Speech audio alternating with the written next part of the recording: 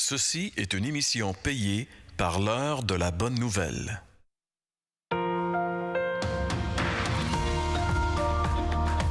Suivant ce que nous ont transmis ceux qui ont été des témoins oculaires dès le commencement et sont devenus des ministres de la parole, il m'a aussi semblé bon de les exposer d'une manière suivie, excellent Théophile, afin que tu reconnaisses la certitude des enseignements que tu as reçus. Bonjour et bienvenue à l'heure de la bonne nouvelle. Il nous fait plaisir de vous retrouver encore aujourd'hui avec François et Jeff. Salut. Et aujourd'hui, on va parler d'un personnage qui est très, très, très méchant. On va parler de Satan, Satan l'ennemi. Jésus a dit qu'il était venu pour détruire les œuvres de Satan. Donc, c'est pas étonnant qu'il ait dû l'affronter directement à un moment donné. C'est ce que nous allons voir aujourd'hui. Et toi, François, tu es allé voir les gens pour leur demander justement s'ils croyaient encore. Oui, parce qu'on comprend que la croyance en Satan, on va le voir, c'est quand même un peu, pour beaucoup en tout cas, du folklore. On écoute ça ensemble, si tu veux bien. Est-ce que tu crois à l'existence de Satan? Puis si oui, quelle serait son influence? Oui, je crois en son existence, son influence. Je pense qu'elle peut être partout, dans le commerce surtout, ouais. Ben, je crois en Dieu, mais pas en Satan, non? Je crois pas vraiment en Dieu, donc non, je crois pas à Satan. Non. Je crois pas, mais si j'en croyais, son influence, ça serait peut-être les musiciens. Ça veut dire que je croirais à l'opposé, c'est-à-dire en Dieu, et non, je crois pas en Dieu, donc je crois pas en l'existence de Satan. Satan est un petit peu partout dans la tête du monde, hein? Je crois qu'il y a un enfer. Il y a plusieurs Satans, j'imagine, mais le paradis est sur terre. Et quelle serait son influence, selon toi? C'est les guerres.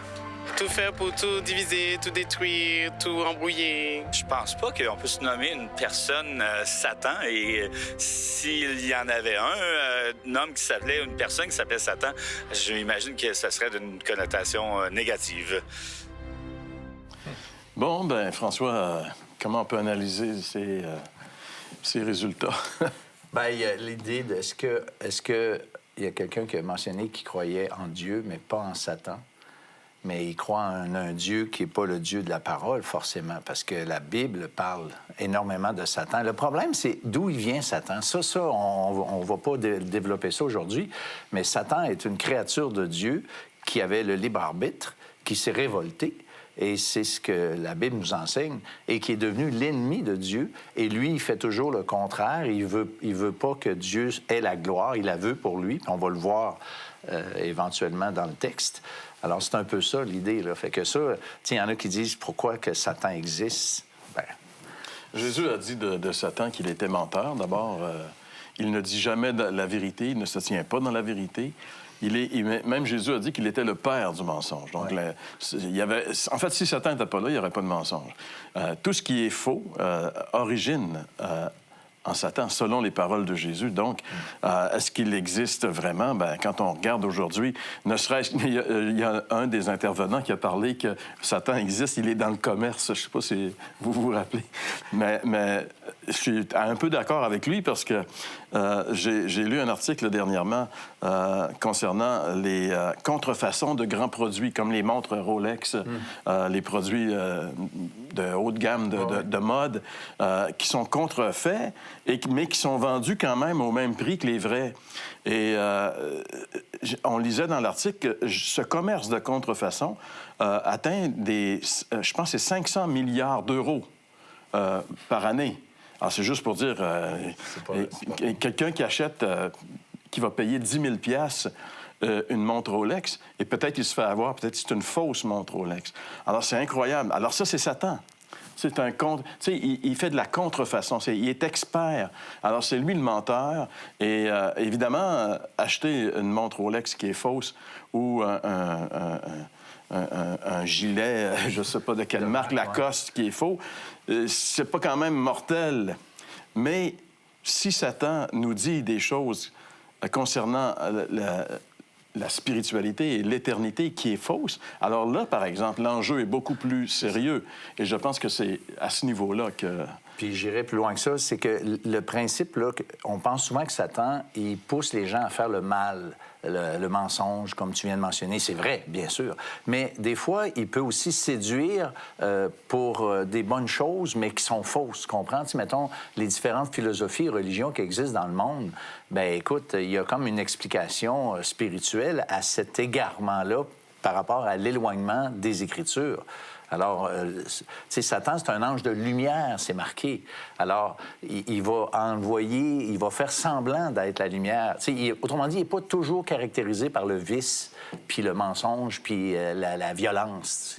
Je pense que c'est important qu'on comprenne ça. Alors, Jésus a eu une rencontre particulière avec Satan.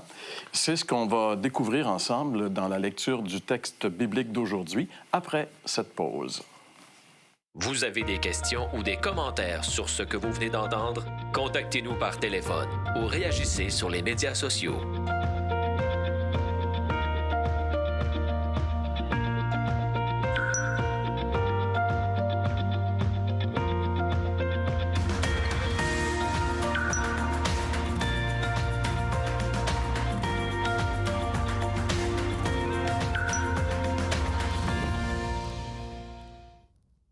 L'heure de la bonne nouvelle, en collaboration avec le Messager chrétien, vous offre gratuitement le recueil de méditation quotidienne La Bonne Semence. Pour en recevoir un exemplaire, écrivez-nous à l'heure de la bonne nouvelle, casier postal 25015, Trois-Rivières, Québec, G8Y0B5.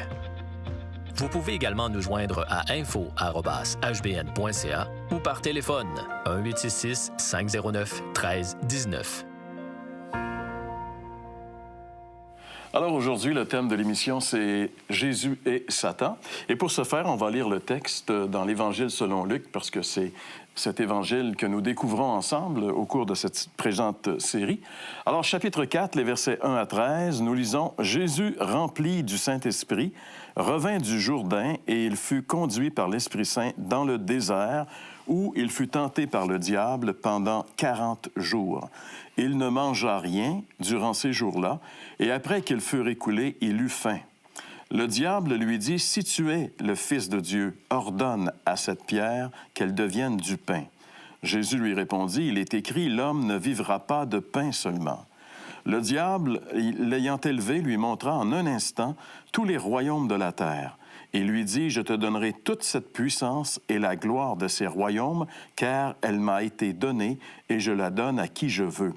Si donc tu m'adores, elle sera toute à toi. » Jésus lui répondit, « Il est écrit, tu adoreras le Seigneur ton Dieu et tu le serviras lui seul. » Le diable le conduisit encore à Jérusalem, le plaça sur le haut du temple et lui dit, « Si tu es le Fils de Dieu, jette-toi d'ici en bas, car il est écrit, il donnera des ordres à ses anges à ton sujet, afin qu'ils te gardent, et ils te porteront sur les mains, de peur que ton pied ne heurte contre une pierre. » Jésus lui répondit, il est dit, « Tu ne tenteras point le Seigneur ton Dieu. » Après l'avoir tenté de toutes ses manières, le diable s'éloigna de lui jusqu'à un moment favorable.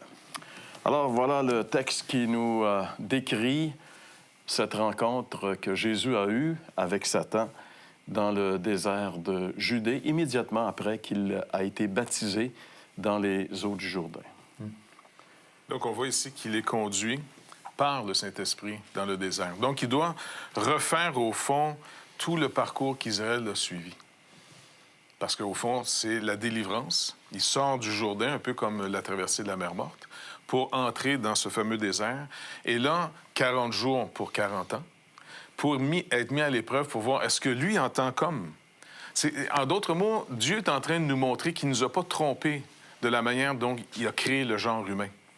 Quand il a créé le genre humain au début, on pouvait dépendre entièrement de lui. Il était la source de la vie humaine. Mais séparé de Dieu, parce que justement, on a échoué le premier test, le malin, ou encore une fois, le diable, il est qualifié ici comme diable, celui qui calomnie, celui qui trompe, celui qui ment. Eh bien, il nous a eu finalement sur le commandement de Dieu. On pouvait manger un jardin complet, mais un arbre seulement qu'on n'avait pas le droit de manger, juste un.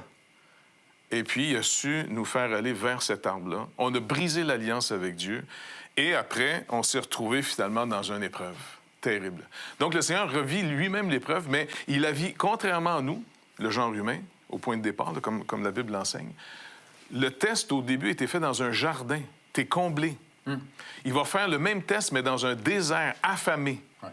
Complètement, pour montrer, regardez, je vais faire le même test, je me mets en être humain comme vous. Il n'y a pas plus de puissance qu'un être humain normal. Tous les miracles que Jésus va faire, c'est son Père qui les fait par lui. Il a laissé sa gloire pour venir finalement comme un être humain véritable, l'apôtre Paul nous dit. Donc, en tant qu'être humain véritable, il a faim pour vrai, là. Ben oui.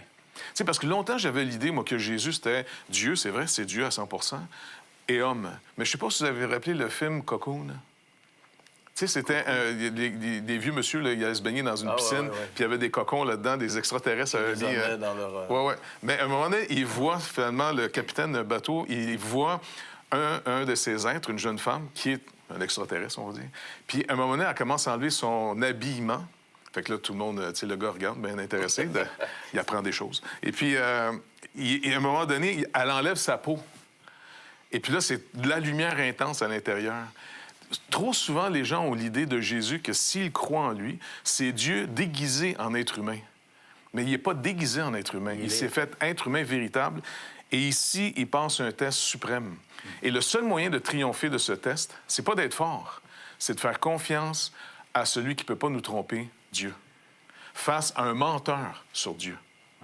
Mais ça, c'est vraiment le point. Ici, Jésus, il n'est pas tenté par le mensonge, ben, dans le sens de dire quelque chose de faux. Il n'est pas tenté par l'immoralité. Il n'est pas tenté par des choses qu'on qualifie généralement de péché, avec raison. Il est tenté de s'enlever du chemin de l'obéissance que Dieu a tracé pour lui. Et ça, là, c'est l'essentiel du péché. C'est l'essence même du péché, ne pas faire la volonté de Dieu. Imaginez un enfant qui a une permission de faire quelque chose et de faire une autre chose plus tard. Et l'enfant, il dit, non, moi, je fais l'affaire de plus tard tout de suite. Alors, il n'a pas fait quelque chose de méchant, il a même fait quelque chose qui était permis, mais qui n'était pas tout de suite. Alors, il a désobéi à la consigne du parent. Et là, ici, Dieu, il y avait un chemin pour lui et il devait dépendre de lui et il ne devait pas embarquer dans une autre galère. C'était juste ça. Mais c'était gros. Mais dans les fêtes, Jésus, ça fait 40 jours qu'il n'a pas mangé. Comment ça va faire? C'est un être humain. C'est tout à fait normal. Il a faim. C'est tout à fait normal qu'il ait faim. Mais ce qui est intéressant, c'est de voir que c'est à ce moment-là que le diable va venir. Ouais. Après 40 jours, il devait être dans un humainement faible. Très faible. C'est son point de... Tu sais, le diable ne l'a pas tenté après le 10e, le 15e, mais au moment où il était le plus faible. Ouais. Et je pense que ça nous parle aussi. Le diable va intervenir quand, justement, on est... Tu sais, on peut être faible de différentes... On peut passer des événements qui nous affaiblissent. Ouais. Mais qu'est-ce que je trouve intéressant aussi, c'est que le diable, il va dire à Jésus, écoute, t'es le Fils de Dieu, donc ordonne que cette pierre devienne un pain. Et qu'est-ce qu'il y avait de mal? Jésus pouvait le faire. Ah ouais. Où était le mal? Où était la tentation? Parce que si Jésus l'avait fait, il l'aurait fait en obéissant à Satan. C'est ça. C'est là qu'il était... le chemin de l'obéissance vis-à-vis de Dieu versus celui-là qui est proposé. Donc, il y avait tout un combat parce qu'il avait vraiment faim puis il pouvait le faire. Tu sais, c'était pas un problème pour lui. Ouais. Puis le jeûne, en passant, là, vous savez qu'il y a des jeûnes, je ne veux pas être trop précis, là, mais il y a certains jeûnes que les gens jeûnent pendant le jour, mais le soir, wow, ils s'empiffrent. Ici, le jeûne, c'est marqué 40 jours et 40 nuits, parce que c'est pas un jeûne qui cessait la nuit tombée. C'est un jeûne qui continuait la nuit tombée. Ouais. C'est 40 jours et 40 nuits de jeûne complet. Exactement, oui. Bien, puis finalement, si on peut résumer, le but de tout ça, c'est reprends ta vie en main. Dieu fait rien pour toi.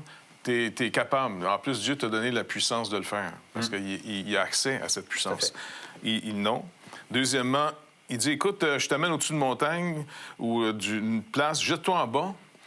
Mets Dieu à l'épreuve, parce qu'il a promis, il paraît, qu'il va te protéger. Tente Dieu, provoque-le. Donc, encore une fois, c'est prends ta vie en main, manipule Dieu, et puis finalement, c'est tout pour détourner continuellement l'homme de faire confiance et de marcher sous l'ordre de Dieu. Qui est à l'origine de tes actions? Ouais. La plupart des gens aujourd'hui sont éduqués à « ma vie, c'est à moi ».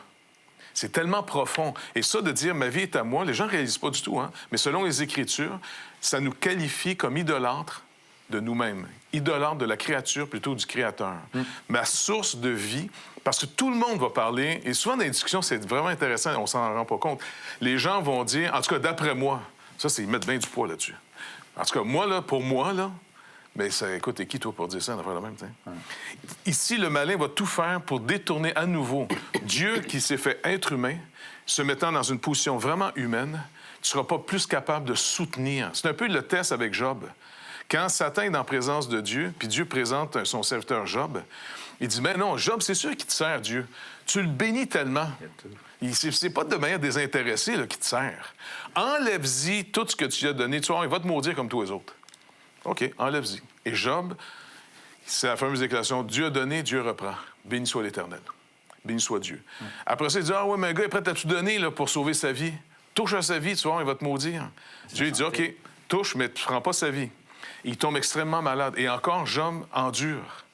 La confiance en Dieu est le vrai point dans tout ça. J'adore qui, moi, là? C'est qui la source de ma vie? Et on parle beaucoup de que le chrétien, c'est quelqu'un qui apprend maintenant à croire en Dieu, à mettre son espérance en Dieu, à chercher la volonté de Dieu. Le fameux Notre Père qui es aux cieux, que ton nom soit sanctifié, que ton règne vienne, que ta volonté soit faite sur la terre comme au ciel. Donc, tout ça, c'est le vrai enjeu du croyant. L'enjeu de trop de gens qui deviennent croyants, ou souvent ce qu'on a enseigné malheureusement, c'est un genre d'hyper-moralisme dont la plupart de la population a réagi, surtout quand les moralistes ont échoué leur propre moralité. Ça a donné l'excuse à tout le monde en disant « il n'y a pas d'absolu, je peux faire ce que je veux ». Et là, la population se perd grand V. Et c'est pour ça qu'il faut revenir au texte. Le texte ne nous dit pas « il faut que tu sois le meilleur ». Le texte dit « est-ce que tu crois en Dieu ?» et en Jésus-Christ, son Fils unique, celui qui a tout réglé pour nous. C'est le seul chemin, c'est le seul moyen de sortir vivant de cette vie. En dehors de ça, là, tout le monde va périr parce que tout le monde va vouloir, s'ils ont la puissance, quand ils sont dans le besoin, transformer une pierre en pain. Ils vont vouloir transformer les situations, vont dire au diable, si tu peux me donner le pouvoir. En passant, c'est un menteur, le diable. Il ne peut même pas y donner le royaume de la terre. Non, c'est bien clair. Tu comprends? Ben, il ment tellement bien que ça a l'air vrai. Et puis, à la fin, c'est toujours, encore une fois, tente Dieu. Méprise sa parole. Mais là, ce qui est intéressant, c'est que Satan va jusqu'à citer la parole pour séduire Jésus. Et ça, c'est intéressant parce que combien souvent j'entends des personnes me citer la Bible pour soutenir une certaine forme de croyance, mais c'est des versets arrachés de leur contexte, c'est des versets qui ne veulent pas vraiment dire ce que les gens ont donné comme sens. Puis Jésus, lui, répond avec la parole de Dieu, et même, il peut répondre avec le même texte parce qu'il dit... Regarde, Dieu a dit ceci, et c'est ça que ça veut dire, et moi, je suis ça.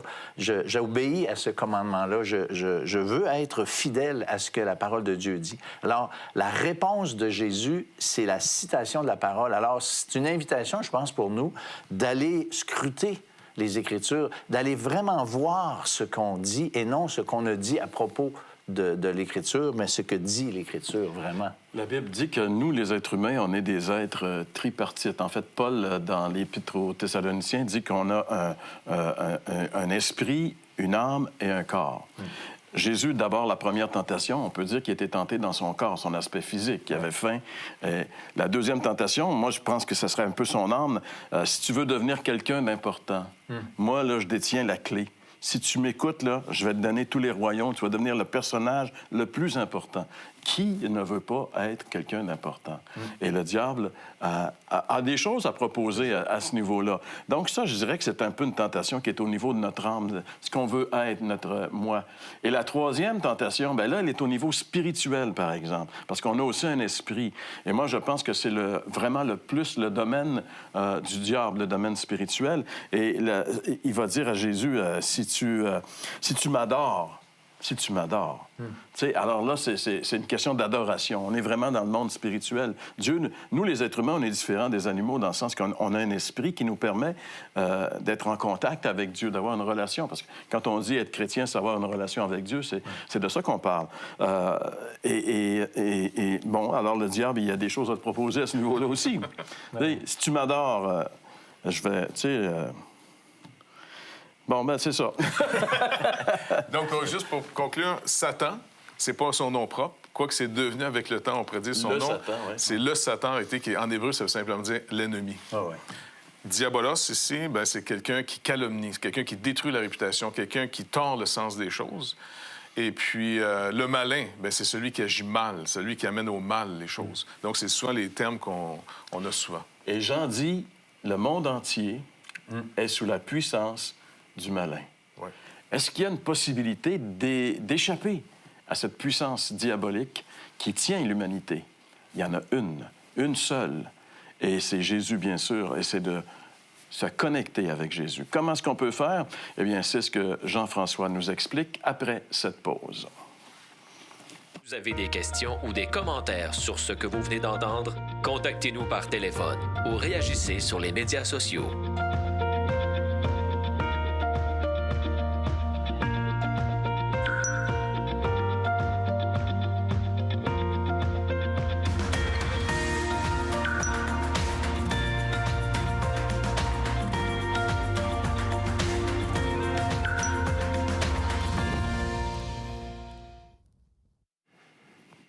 Comme on vient de voir ensemble, Jésus a été tenté dans le désert.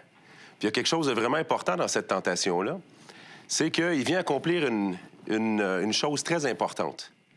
À l'origine, dans le Jardin d'Éden, quand Dieu a créé l'homme et la femme, vous avez déjà entendu cette histoire-là probablement, il a créé l'arbre de la connaissance du bien et du mal. Dans l'arbre de la connaissance du bien et du mal, il y avait quelque chose que Dieu voulait faire avec ça. En réalité, Dieu a créé les humains parce qu'il voulait une relation avec eux. Mais qui dit une relation, dit un choix. Je veux dire, moi, je suis une personne qui est mariée. Si j'étais arrivé que j'avais été voir ma femme, et puis que j'étais tout simplement arrivé que j'avais dit, « Eh bien, c'est quoi ton prix? Je peux-tu t'acheter? Combien ça coûte? J'aimerais ça être marié avec toi. » Ça fait probablement pas les histoires les plus romantiques. Vous êtes d'accord avec ça? Ça demande un choix. Aimer demande un choix. Dieu nous a créés pour avoir une relation avec nous. Donc, dans le Jardin d'Éden, comme il a été dit déjà, il y a toute cette possibilité-là de profiter de la présence de Dieu et de tout ce que Dieu a fait pour les humains. Sauf que l'arbre est là et il fait appel à une chose bien précise, le libre arbitre, le choix. L'homme et la femme doivent choisir d'obéir et de répondre à l'amour de Dieu. Et malheureusement, ce qui s'est passé, c'est qu'ils ont fait le mauvais choix. Ils ont décidé de manger de ce fruit-là. Et là, ils sont devenus séparés de Dieu. C'est ce qui s'est passé depuis. On vient au monde dans cette réalité-là, où nous, on est séparés de l'amour de Dieu. On est séparés de sa présence. On vient au monde dans un état où cette relation-là, elle est brisée. Alors, Jésus, il est la réponse de Dieu. Jésus, il vient sur terre. Il vient accomplir tout ce que les humains n'ont pas pu accomplir. Et quand il est en train d'être tenté par le diable-là, il devient ce que la Bible appelle le deuxième Adam. Il est celui qui revient ici faire le choix et accomplir parfaitement toutes les exigences de la justice de Dieu. Donc, c'est très important ce qui est en train de se passer ici. Donc, quand il meurt sur la croix, il meurt frappé des conséquences de la séparation de l'homme et de la femme. Il y avait la colère de Dieu qui était l'effet de sa justice. Sa justice doit rendre compte pour les erreurs des humains. Ça inclut toutes nos erreurs à nous. Quand Jésus meurt sur la croix, la colère de Dieu tombe sur lui légalement à notre place. Mais cette croix-là, elle nous permet légalement d'avoir un accès, on pourrait dire, au Jardin d'Éden, au paradis, à la présence de Dieu. Mais en même temps, regardez la croix et comparez la croix avec l'arbre de la connaissance du bien et du mal, côte à côte. Comme l'arbre de la connaissance du bien et du mal faisait appel à votre réponse pour recevoir l'amour de Dieu ou pour confirmer cet amour de Dieu-là. La croix est exactement la même chose. À la croix, Dieu a fait tout ce qu'il fallait pour que vous puissiez être réconciliés avec lui, sauf qu'elle demande une réponse de votre part. Elle demande une réponse de ma part. Quand je me suis aperçu de ça dans ma vie, c'est ce que j'ai fait. J'étais tout seul dans ma chambre, un dimanche soir. Je savais que Jésus m'appelait. Je savais qu'il voulait pardonner mes péchés. C'était devenu tellement clair que je n'étais plus capable de vivre pour autre chose. Mais je savais qu'il fallait que je réponde en lui donnant ma vie. J'ai attendu pendant 1 an. J'ai agonisé pendant 1 an, voulant donner ma vie à Jésus, mais sachant pas qu'est-ce qu'il était pour faire avec. Et ce soir-là, j'ai tout simplement craqué. Et puis, je me souviens très bien, je me suis assis sur mon lit, j'ai ouvert ma bouche, je me suis effondré en larmes. Et là, j'ai dit à Dieu, « Si tu veux encore avoir pitié de moi, je t'en supplie, prends ma vie, fais ce que tu veux avec, mais pardonne-moi, prends-moi avec toi. Et ce qui s'est passé ce soir-là a complètement changé ma vie. Et c'est la raison pour laquelle je suis ici aujourd'hui devant vous. Je vous encourage à faire la même chose. Ce Jésus-là sur la croix est en train d'être le deuxième Adam. Il a accompli tout ce qu'il fallait pour vous réconcilier avec Dieu. Tout ce qui reste à faire, c'est de dire « Oui, j'accepte cette manifestation d'amour-là. Je me donne à toi. » Faites-le aujourd'hui. Vous avez des questions ou des commentaires sur ce que vous venez d'entendre? Contactez-nous par téléphone ou réagissez sur les médias sociaux.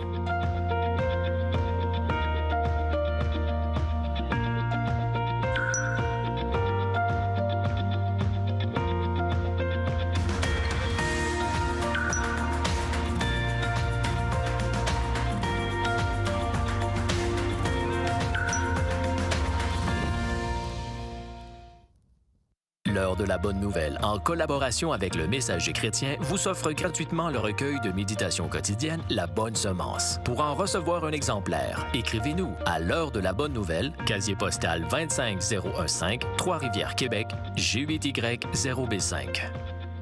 Vous pouvez également nous joindre à info@hbn.ca ou par téléphone 1-866-509-1319. Alors aujourd'hui, on a parlé de ce personnage terrible qui s'appelle Satan ou le diable et qui ne fait que tromper les gens, leur dire des mensonges. Et ce qui est merveilleux, c'est que la Bible nous dit que Jésus, à la croix, il a vraiment vaincu Satan. Satan a dû rugir et même... On voit que Dieu a même utilisé Satan parce que, en fait, il a permis à Judas de vendre Jésus. Satan est entré dans Judas pour vendre Jésus, mais Jésus, en mourant sur la croix, venait de vaincre Satan et d'apporter le salut, la bonne nouvelle du pardon des péchés, de la victoire sur Satan à tous ceux qui allaient croire en lui. Et ça a été le début d'une nouvelle ère. C'est pour ça que Jésus est ressuscité le dimanche. Premier jour de la semaine, premier jour d'une nouvelle ère, l'ère du christianisme. Et le privilège que nous avons tous, vous et moi, c'est de vivre dans cette période. Et la Bible dit que cette période est caractérisée par cette bonne nouvelle qui est annoncée et quiconque croit au Seigneur Jésus reçoit par son nom le pardon de tous ses péchés et la vie éternelle. Alors notre prière, c'est que vraiment, vous pouviez vraiment faire confiance à Jésus, lui donner votre vie comme Jean-François l'a fait et qu'il nous l'a si bien raconté il y a quelques instants. On se retrouve la semaine prochaine pour une autre émission de l'heure de la bonne nouvelle.